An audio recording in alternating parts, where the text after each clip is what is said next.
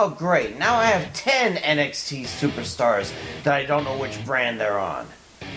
I'm Chris Wolvie, the wrestling blogger who always tells it like it is.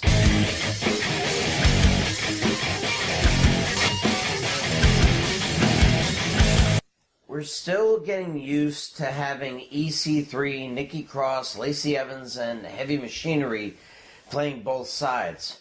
And we're still waiting for Lars Sullivan to grow a pair and premiere. Now, it seems to me like the tag team might camp out in Raw at this rate, but none of the others are poised to go one way or the other. And they just ditched TJP and Ty Dillinger to make a little room. And now look what they did.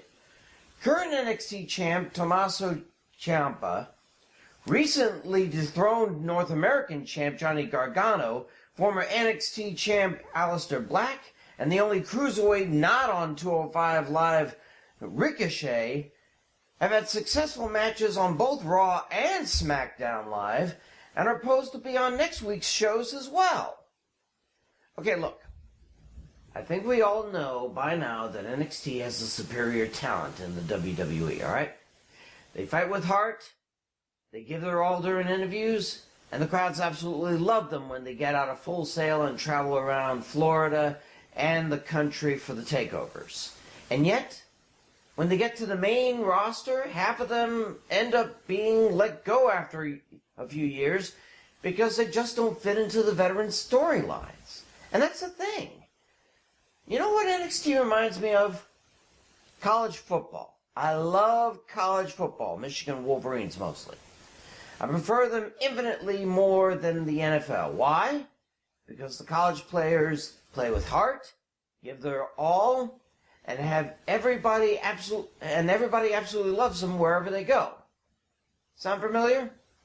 Then these players, regardless of whether they leave college after 1 or 5 years, go into the NFL draft. Several of them don't make it on a team, and those that do have to compete for first-string places in order to even be recognized by the fans after a while.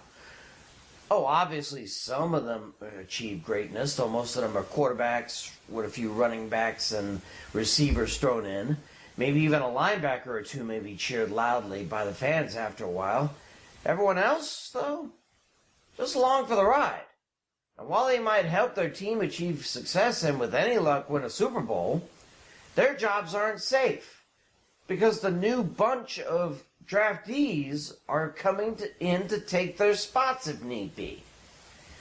NXT is the college football of the WWE's NFL.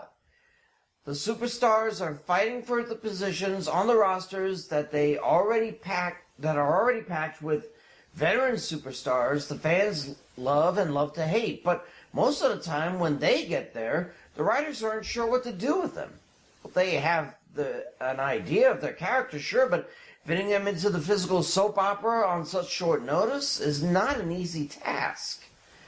And unless they manage to stay relevant for 5 years or so, they're going to be ousted by the next crop of NXT talent ready for the game, ready for prime time.